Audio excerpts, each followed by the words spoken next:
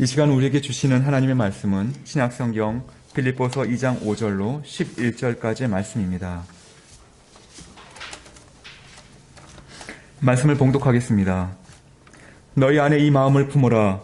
곧 그리스도 예수의 마음이니 그는 근본 하나님의 본체시나 하나님과 동등됨을 취할 것으로 여기지 아니하시고 오히려 자기를 비워 종의 형체를 가지사 사람들과 같이 되셨고 사람의 모양으로 나타나사 자기를 낮추시고 죽기까지 복종하셨으니 곧 십자가에 죽으심이라.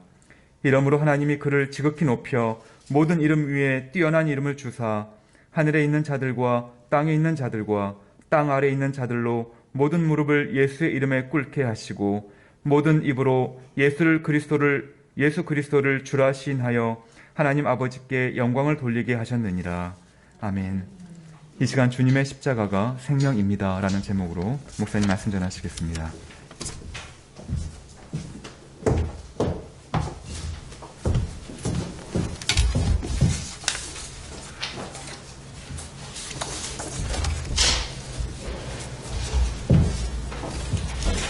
네, 벌써 3월이죠. 죄송합니다. 예, 3월 마지막 주네요. 예, 시간이 화살같이 흘러가는데, 여전히 봄은 왔지만, 봄 기온이, 기도하셨지만, 코로나로 인해서 많이 퇴색된 느낌들이 많이 받아요. 생명의 기운들이 더 활기차게 움직여야 되는데, 뭔가 위축돼 있고, 그럴 때일수록 우리가 하나님 은혜와 생명을 구하시면서 더 즐겁고 행복하게 그런 마음을 회복하며 살아갈 수 있었으면 좋겠습니다. 네. 오늘은 이 주님의 십자가가 생명입니다 라는 제목으로 같이 말씀을 나누도록 하겠습니다. 우리가 지금 예배를 드리고 있는데요. 이 예배는 예전에 순서가 있어요. 이게 하루아침에 만들어진 게 아니라 오랜 기독교 역사 가운데에서 이렇게 다듬고 다시 수정되고 하면서 오늘날의 이 예식으로 예배를 드립니다. 그 중에 예배 순서 중에 찬송이 있습니다. 찬송. 우리 예배 중에 찬송을 불렀는데 이 찬송가는 이 기독교의 가장 오래된 전통 중에 하나입니다. 여러분 그냥 우리가 노래라고 생각할 수 있지만 찬송이거든요. 찬양. 누군가를 향한 대상이 있습니다. 내가 믿고 의지하는 나의 생명을 걸 만한 그분께 내 찬양을 드리는 게 찬송입니다. 근데 이 찬송은요, 가사가 중요해요, 가사가. 가사를 잘 음미하시면서 찬양하십니까? 아니면 멜로디에 취해서 찬양하십니까? 어떤 분은 멜로디가 더 먼저 들어오시는 분 계시거든요. 근데 가사가 먼저입니다. 가사가 신앙의 고백이고요. 그 고백에 그 곡조가 붙게 되면 그게 찬송이 됩니다.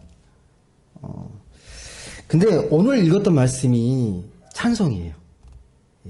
빌립보서 2장 이 6절에서 11절 이 말씀이 이 초대 기독교인들이 불렀던 찬송입니다. 그러니까 이 빌립보 편지를 쓴 바울이 초기 기독교인들이 찬양했던 그 찬송을 인용해서 말씀에 기록하고 있습니다. 오늘 말씀을 통해서 우리가 뭘 봐야 되냐면요. 초대교인들이 어떤 찬송을 불렀고 또 어떤 기도를 드렸는지를 잘 살펴보시면 우리 신앙에 큰 유익이 있으리라 생각합니다.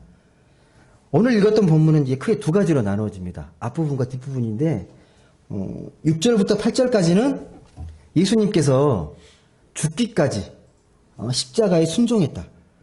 십자가에 죽기까지 하나님께 순종했다는 내용이고 뒷부분 9절에서 11절까지에 있는 말씀은요. 그런 예수를 그렇게 순종하시고 겸손하신 예수를 하나님께서 지극히 높이셔서 모든 만물이 예수의 이름에 무릎 꿇게 했다라는 거예요.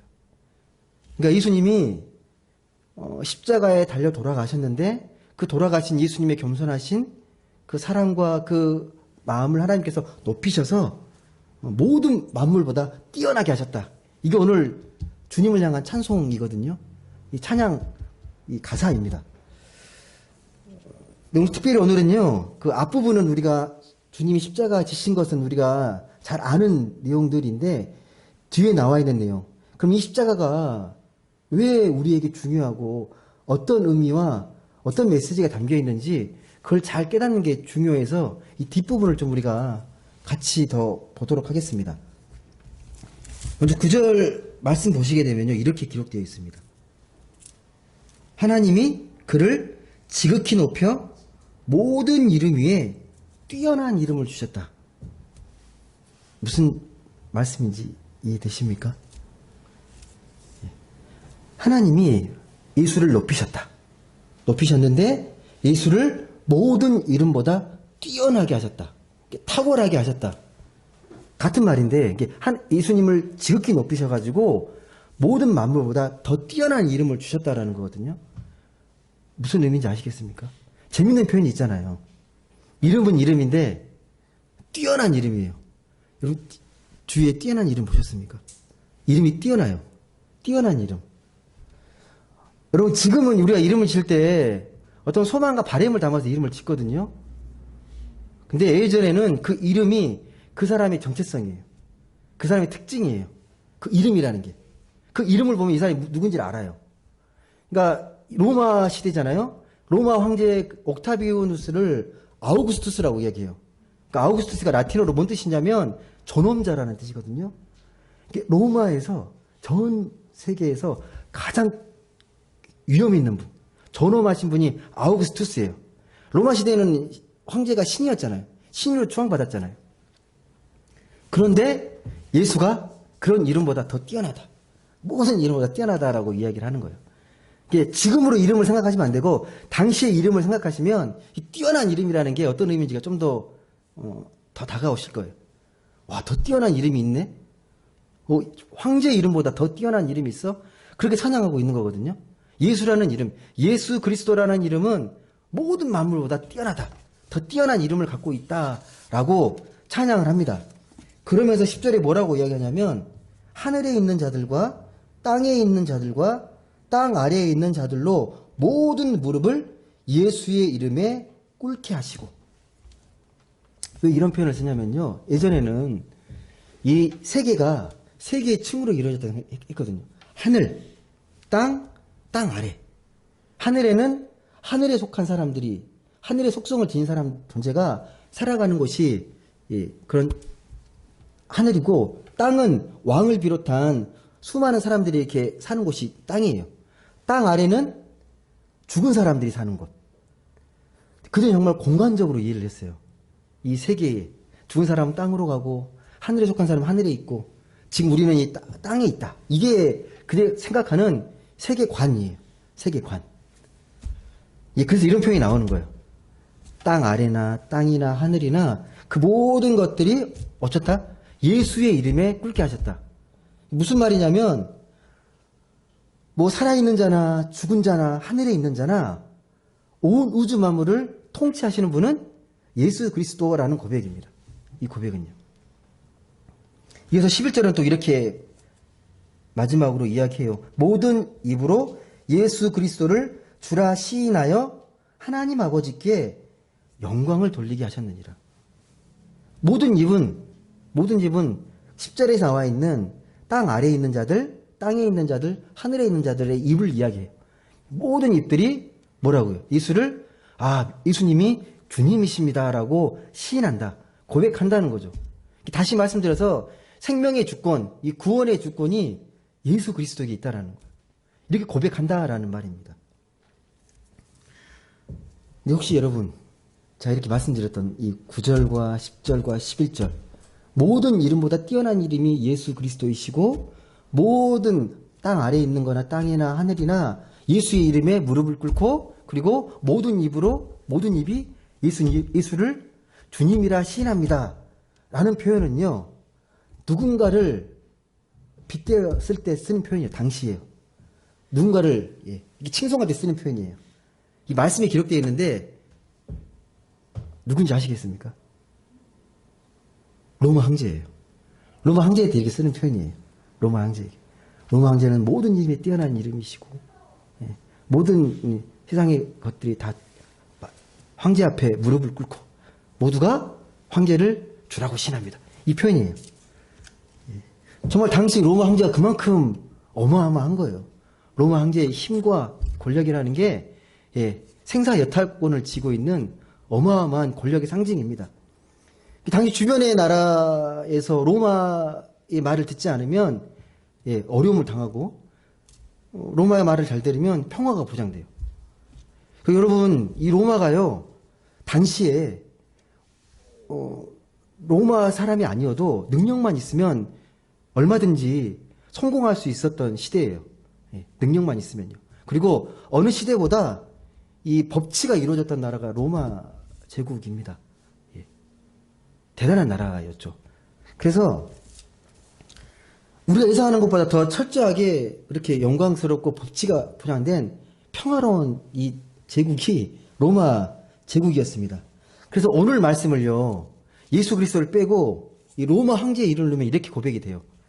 우리의 황제는 모든 이름에 뛰어난 이름을 갖고 계시며 하늘에 있는 자들이나 땅에 있는 모든 자들과 땅 아래에 있는 자들까지 세계 모든 사람들이 우리 황제 앞에 무릎을 꿇어야 합니다. 라는 이 찬송을 당시에 불렀어요. 이게 팍스 로마나입니다. 팍스 로마나. 당시 사람들이 이렇게 노래로 로마 황제를 칭송한 거예요. 여러분, 그럼 오늘날에는 이 로마 황제만큼 막강한 힘과 이 권력을 상징하는 게 뭘까요? 오늘날에 로마 황제만큼 힘과 권력을 상징하는 게 뭐예요? 뭐라고 생각하십니까? 돈. 돈이. 솔직히 말씀드려서 뭐 기독교인이든 믿는 사람이든 믿지 않은 사람이든 돈으로부터 자유롭지 못합니다. 인정하셔야 돼요. 자본주의 시대에 살아가잖아요. 자본주의 시대에 돈의 위력은요, 상상 이상입니다. 상상 이상이고 워낙 막강해서요, 신격화되어 있습니다. 그걸 우리가 이제 신앙적인 용어로 만몬이라고 그러죠. 물질을 숭상하고 숭배하는 걸 만몬을 섬긴다라고 이야기합니다. 물질을 섬기는 것. 그래서 여러분, 아까 제가 로마 황제 이름을 넣었잖아요. 돈의 이름 넣으면 똑같아져요. 그 고백이에요. 세상 사람들이 고백하는 것. 돈을 칭송할 때 그렇게 쓸 수 있는 표현이에요. 그래서 당시에 로마 황제를 칭송하는 거나 오늘날 돈을 이렇게 숭상하는 거랑 별 차이가 없어요. 대상만 바뀌었을 뿐이죠. 대상만. 그러니까 지금 시대를 보면 로마인에게 황제가 신이었던 것처럼 지금 시대는 돈이 그런 것처럼 보여요. 돈이 우리를 살리기도 하고 죽이기도 하는 것 같은 느낌이 듭니다.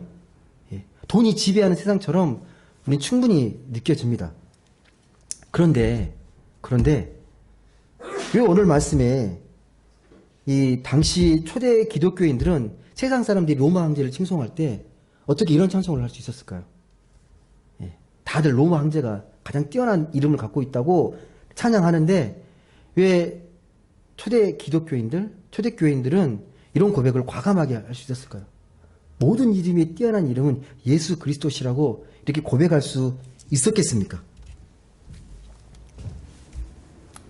예수 하나님 아들이니까 당연한 거 아니냐고 말씀할 수 있는데 되게 상투적인 표현이 될 수 있어요. 여러분, 우리가 우리의 그 믿는 바를요, 누군가에게 이야기할 수 있어야 돼요. 우리가 신앙에 변증한다 그러죠. 내 믿는 바가, 내가 왜 하나님을 믿고 예수 그리스도를 주라고 시인하는지 그 믿는 바를 설명할 수 있어야 되거든요. 지혜롭게. 여러분은 왜 어떻게 설명하실 수 있겠습니까? 나의 신앙에 대해서. 누군가에게 소개할 때 내 신앙의 내용들을 어떻게 소개할 수 있겠습니까? 오늘 이 고백을 보면요. 이 고백을 잘 보시게 되면 이렇게 이해할 수 있어요. 모든 이름이 뛰어난 분이 예수 그리스도이시니까 결국은 모든 만물이 예수 앞에 무릎 꿇는다. 그러니까 우리가 예수를 잘 믿게 되면 세상에서 승리하고 성공하고 복받고 그리고 높임 받는다. 일부는 맞는데 뭔가 빠지는 느낌이 들지 않으십니까? 이렇게 고백하면 예수 믿으면 결국 승리하니까 우리가 성공할 거고 복받을 거고 높임 받을 거고 이걸 잘못 오해하게 되면 잘못 해석하게 되면 이게 기복신앙으로 흘러갈 수 있는 여지들이 되게 많아요. 그렇게 믿게 되면요. 자꾸 그렇게 막 마음을 담아서 해석하고 싶어 해요. 예수가 승리자다. 그 주님의 승리의 영광을 같이 취하고 누리는데 자꾸 기복적으로 받고 싶은 거죠. 그 영광의 기쁨들을. 역사적으로는 누가 어떻게 이야기하냐면 이 기독교가 로마가의 국교가 되잖아요. 그러니까 이 고백을 할 때에는요, 이제 막 기독교가 싹을 틀 때예요. 여전히 유대교가 다 모든 것들을 지배하는, 기독교도 유대교에서 그 그늘에서 벗어나지 못할 때 이런 고백을 한 거거든요. 그러니까 미리 예언하는 말씀으로 생각할 수 있는 거죠. 결국은 로마가 국교가 되고, 그 세계의 교회사에 보면 나오잖아요. 로마 황제가 교황한테 무릎을 꿇잖아요. 그 카노사의 굴욕 사건이라고. 그 사건을 가지고 야, 결국은 예수가 승리했다라고 역사적으로 이해하시는 분도 계세요. 여러분, 여하튼 간에 그것보다 더 중요한 게 뭐냐면 이 고백은 당시 로마 황제가 봤을 때는요, 몹시 기분 나쁠 찬송이에요. 함부로 해서 했을 찬송이 아니에요. 목숨 걸고 해야 될 찬송입니다. 예. 목숨 걸고 차는 찬송이에요.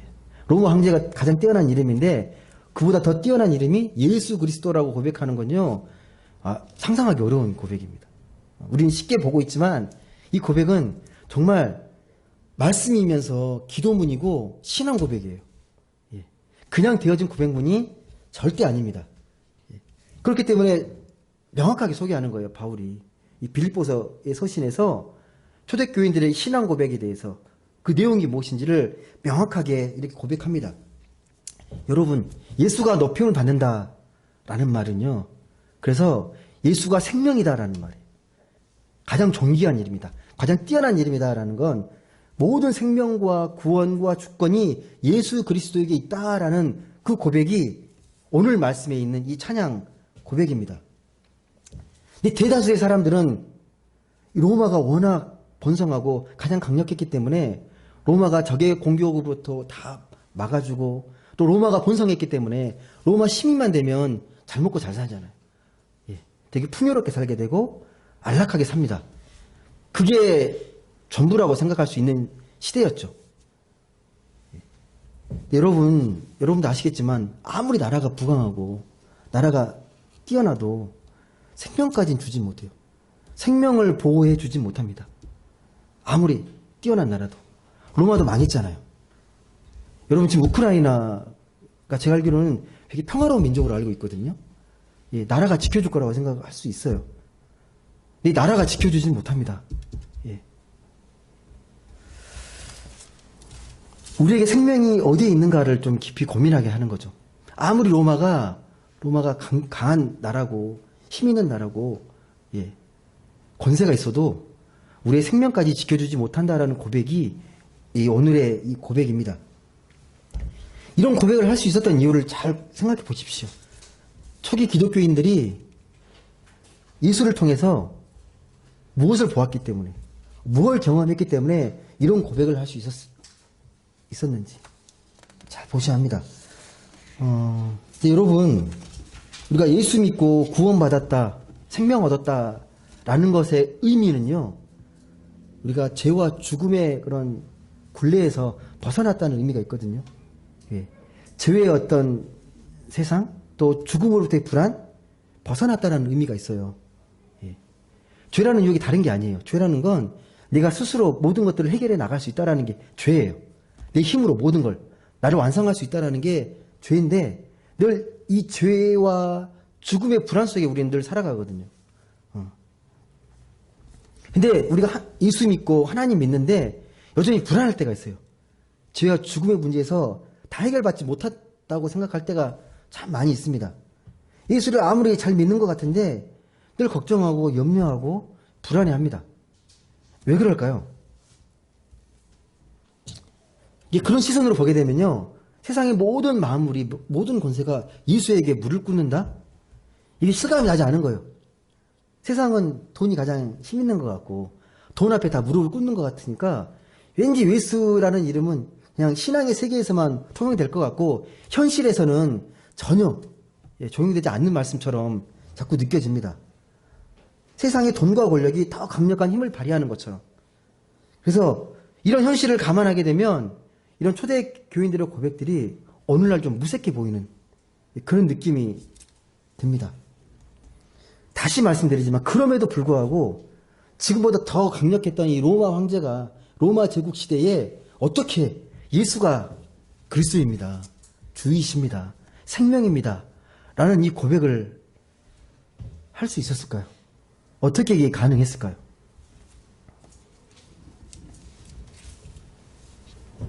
분명한 건요. 예수를 통한 이 참 생명, 참 구원을 경험했기 때문에 이런 고백은 가능합니다. 내가 머리로 믿는다고 이런 고백이 되진 않습니다.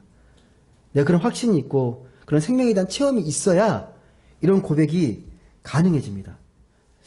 이렇게 좀 비유하면 될 것 같은데 마치 사랑에 빠지면 세상이 새롭게 보이잖아요. 전혀 다른 세상으로. 말 한마디 한마디 그 언어가 다르게 느껴지고 세상의 공기가 다르게 느껴져요. 세상의 공기가. 초기 기독교인들이 예수를 통해서 경험했던 그 구원의 은혜, 그 생명이라는 게 어마어마하게 강렬했을 겁니다. 로마 황제의 그런 권력을 뛰어넘는 고백을 할 수 있는 그런 생명의 은혜를 체험했기 때문에 이런 고백을 할 수 있었다는 겁니다. 주라는 고백이요, 그냥 나오는 고백이 아닙니다. 이 주님, 이 주라는 고백은 쉬운 고백이 아닙니다. 여러분, 구약의 선지자들도 마찬가지잖아요. 막 나라가 망해가고 절망스러운 현실 앞에서 다들 체념하고 있는데 주님이 너희를 구원하실 것이다 라는 고백은 쉽지 않은 고백입니다. 그들 안에도 하나님의 그 강렬한 생명의 사랑이 꿈틀거리고 있기 때문에, 살아 숨쉬기 때문에 그런 고백을 할 수 있었던 겁니다. 중요한 게 뭐냐면, 그래서 그런 생명의 경험이 내 안에도 있는지, 그런 하나님의 구원, 하나님의 그 생명의 경험이 내 안에도 살아 숨쉬고 있는지를 돌아보셔야 합니다. 만약에 예수를 통한 이런 생명의 경험이 없다면요, 우리가 부르는 찬양들이 다 공허해져요. 그런 고백 없이, 그런 확신 없이, 그런 구원에 대한 그 체험 없이 이 찬양하게 되면요, 되게 공허한 울림이 될 수 있습니다. 여러분, 이 십자가의 의미, 이 구원의 의미를 좀 더 깊이 이해하려면 이 오늘 말씀을 좀 깊이 묵상하는 게 큰 도움이 되십니다. 오늘 그 읽었던 말씀 중에 6절에서 8절의 말씀을 좀 잘 읽어보십시오.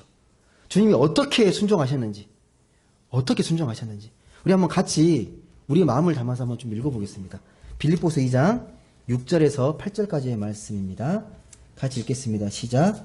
그는 근본 하나님의 본체시나 하나님과 동등됨을 취할 것으로 여기지 아니하시고 오히려 자기를 비워 종의 형체를 가지사 사람들과 같이 되셨고 사람의 모양으로 나타나사 자기를 낮추시고 죽기까지 복종하셨으니 곧 십자가에 죽으시니라.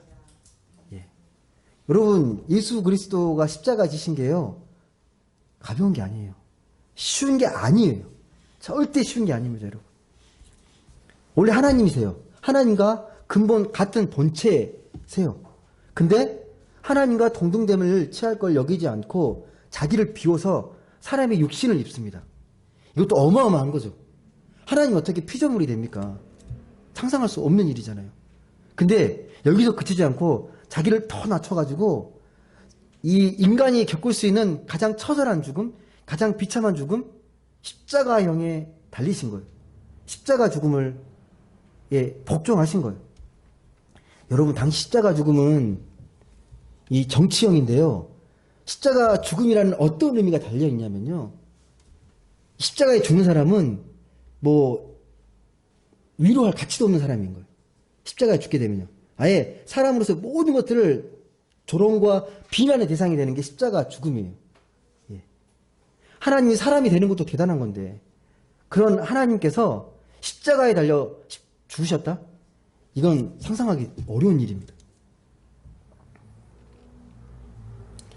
그런 십자가가 위대하다고 하는 거예요. 십자가 자체가 위대한 게 아니라 십자가에 담겨있는 그 주님의 사랑, 그 하나님의 그 깊은 은혜가 담겨있기 때문에 십자가가 생명이고 십자가에서 빛이 나는 겁니다. 여러분, 그러면 다시 한번 제가 질문을 드릴게요. 그럼 이 십자가가 여러분에게 왜 구원이 되십니까? 왜 예수님의 이 십자가의 죽음이 모든 인류의 구원이 되시는데 여러분 각자에게는 왜 구원이 되십니까? 이 십자가의 죽음이요. 잘 생각해 보십시오. 예수님 말고도요. 당시에 십자가에 달려 처형을 당한 사람들 많아요. 근데 왜 그중에 예수의 십자가 죽음이 왜 중요하고 왜 우리에게 구원이 됩니까? 당시로 보면 인간적으로 보게 되면 30대 유대인 청년 남자가 십자가형에 달려 돌아가셨어요. 이게 왜 나에게 구원이 되는 거죠? 아, 나는 그렇게 믿어. 예. 남을 설득하기는 어려워요. 예, 그런 마음으로는. 아마 여러분도 왜 십자가가 구원인지 네 자신을 설득하라면 쉽지 않을걸요? 그래서 여기서 그쳐요. 십자가가 나의 구원이고 나의 생명이다라고 이제 듣고 우리가 말씀 통해서 아는데 이걸 더 깊이 있게 들어가진 않습니다.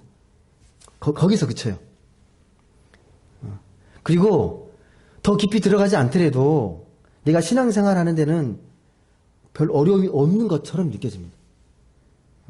나를 위해서 십자가 달려 돌아가셨다. 뭐 그렇게만 생각하고 묵상하면 충분하다고 생각할 수 있습니다. 근데 문제는 뭐냐면요. 이 십자가 구원에 대한 그 의미와 메시지를 내가 깊이 있게 내가 묵상하고 그 은혜에 대해서 내가 체험하고 확신하지 못하면요. 신앙이 흔들려요. 쉽게 흔들립니다. 견고한 토대에서 신앙생활을 하기가 되게 어려워져요. 출발이 이거예요. 우리 기독교 신앙의 출발은요. 부활의 신앙이잖아요. 그 부활의 신앙은 십자가에 달려있는데 그 십자가 구원의 의미를 우리가 깊이 있게 깨닫고 그 말씀을 내가 온전히 체화시키지 못하게 되면요. 이 기독교 신앙은 늘 흔들리게 돼 있어요. 왜 예수의 십자가 죽음이 구원이고 생명인지, 왜 예수 그리스도의 십자가의 죽음이 옳은지 바르게 성찰하셔야 됩니다. 왜 그럴까요? 되게 중요한 문제라서 제가 오늘 이 말씀을 같이 나누고 있습니다.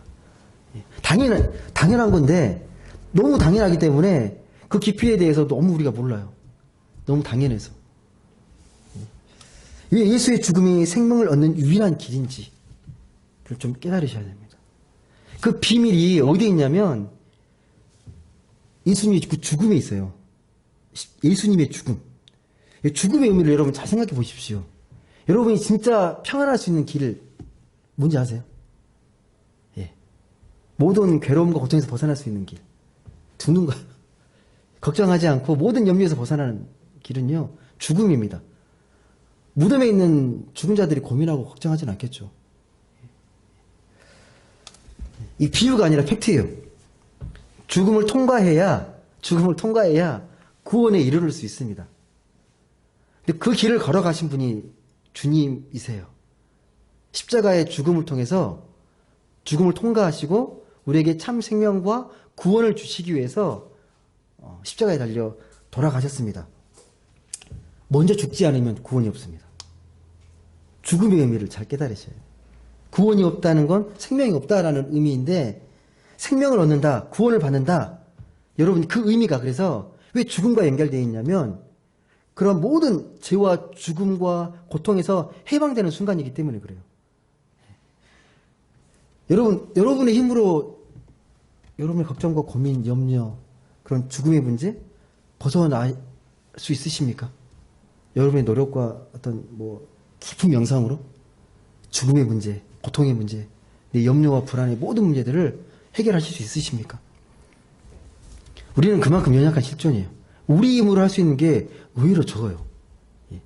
본질적인 문제는 다 해결하지 못합니다. 우리가 살아가면서요.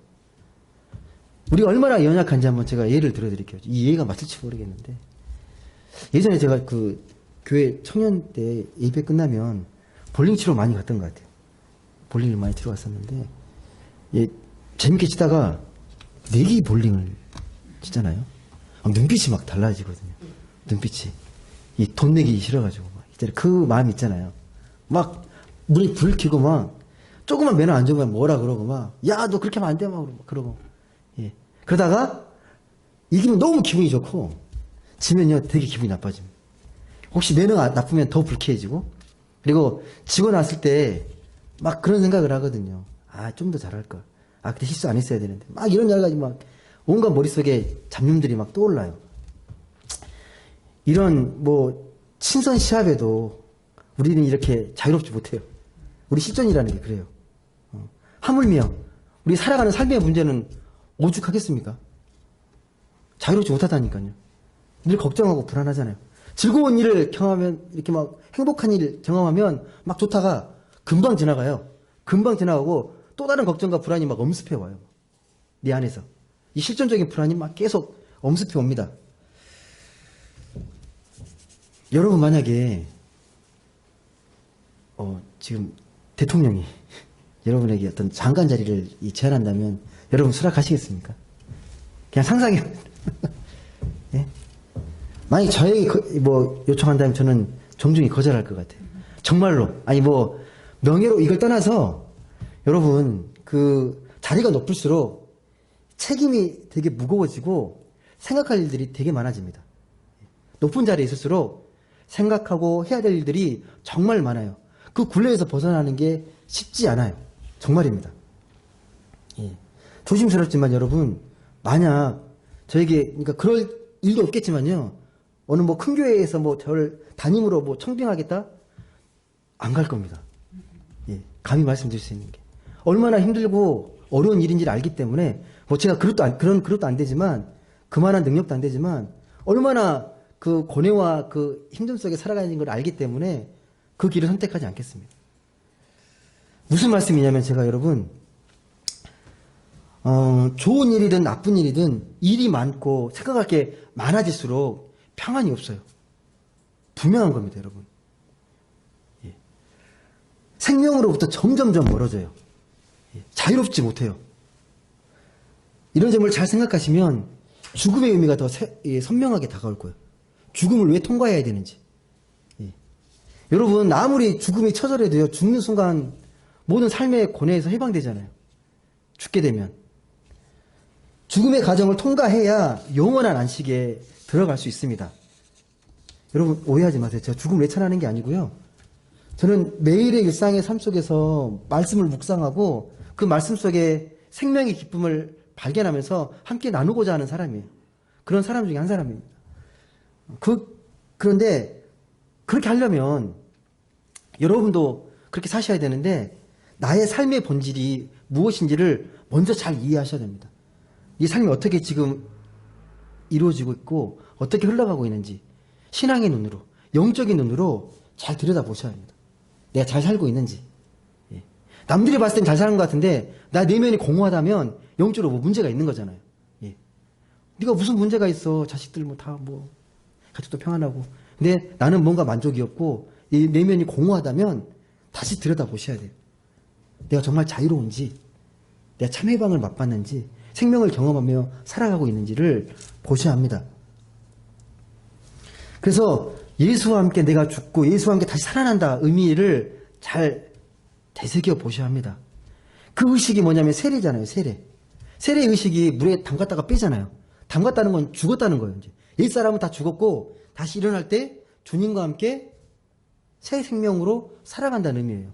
그래서 이걸 형식적으로 이해하지 않는 사람은 이 세례를 통해서 나의 옛사람들, 나의 예전의 그런 세상의 어떤 가치관, 세상의 성공, 그런 것들로 인해서 애쓰지 않겠다는 거예요. 이제 주님과 함께 죄와 죽음에서 해방된 참 자유와 생명을 누리며 살겠다라는 고백이 세례입니다. 이런 치열한 세상에서 너무 낭만적인 이야기라고 들려질 수 있는데요. 오늘 말씀에 분명히 이렇게 이야기합니다. 빌립보서 2장 5절 말씀. 우리 힘으로 감당할 수 있는 게 아니기 때문에 주님이 벌써 미리 이야기해 주세요. 한번 5절 같이 보겠습니다. 2절 5절. 2장 5절. 시작. 너희 안에 이 마음을 품으라. 곧 그리스도 예수의 마음이니. 여러분, 그러니까 주님 마음을 품으셔야 돼요. 그 마음을 품고 그리고 그 마음 가운데에 그 주님의 은혜를 묵상하면서 내가 주님 십자가의 죽음이 무엇인지, 왜 그게 나의 구원이 되는지를 깊이 생각해 보셔야 합니다. 너희 안에 이 마음을 품으라 곧 그리스도 예수의 마음이니, 이 마음을 품고 우리가 하나님과 하나된 마음으로 살아가는 게 중요합니다. 예수 그리스도와 여러분이 영적으로 하나가 되면요, 놀라운 일이 벌어집니다. 한번 상상해 보십시오. 네가 주님의 마음으로 이 세상을 살아가게 되면 어떤 일이 벌어질지. 주님의 마음으로 내 가족을 대하고 내 이웃을 대하고 내 지인들을 대한다면 삶이 어떻게 바뀌어갈지 잘 생각해 보십시오. 근데 우리는 그렇게 못하잖아요. 내 감정에 충실하잖아요. 예, 내 감정대로 나가잖아요. 근데 우리가 정말 십자가의 구원, 그 생명을 경험한 사람이라면, 이 참 자유와 기쁨을 만끽한 사람이라면 그 주님의 마음으로 세상을 바라보고 그 세상의 사랑으로 전하시고 살아가셔야 합니다. 말씀을 맺겠습니다. 부디 오늘 말씀을 좀 깊이 묵상해 보십시오. 우리가 예수의 그 십자가 죽음이 왜 참 구원이 되고 생명이 되는지, 그러기 위해서 먼저 주님의 마음을 성령의 은혜로 깊게 품으시면서 죄와 죽음으로부터 해방된 참 자유와 기쁨, 그럼 참 행복을 체험하셨으면 좋겠습니다. 그 체험을 통해서 오늘 고백이 나옵니다. 모든 이름이 뛰어난 이름. 예수 그리스도는 모든 이름보다 뛰어나신 분입니다. 주님이 우리의 구원자이십니다. 라는 고백이 누가 시켜서가 아니라 내 마음 가운데, 가장 기쁨 심령 가운데 우러나올 수 있게 될 겁니다. 부디 그런 생명의 자리로 우리를 인도하시기 위해서 친히 고난당하셨던 주님을 깊이 묵상하는 그런 사순절 기간, 그리고 그 십자가의 은혜를 더 깊이 묵상하면서 그 십자가의 은혜가 내 깊이 내 말씀 속에 채워내는 그런 한 주간의 삶이 될 수 있기를 주님의 이름으로 간절히 소망합니다. 기도하겠습니다. 사랑의 하나님, 감사합니다. 귀하고 복된 주일을 맞아 저희를 예배자로 불러주시고 예배케 하시니 감사드립니다. 우리가 무엇이간데 우리에게 생명과 또 구원의 은혜와 참 자유와 그런 기쁨이 있겠습니까?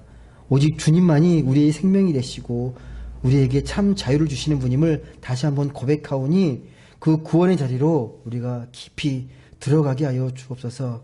그 십자가의 죽음이 그 누구에게 죽음보다 나에게 생명이 되고 강렬한 사랑이 됨을 다시 한번 고백해 하시고, 그 구원의 사랑, 그 구원의 십자가를 든든히 붙잡고 어느 환경과 상황에서도 흔들리지 않는 그 믿음의 사람으로 우리가 온전히 살아갈 수 있도록 성령께서 우리의 마음을 주장하시고 이끌어 주옵소서. 주님의 십자가가 생명입니다라는 고백을 우리가 매 순간순간마다 할 수 있는 우리 모두가 되게 하여 주옵소서. 감사드리며 사랑이 많으신 예수님의 이름으로 기도드립니다. 아멘.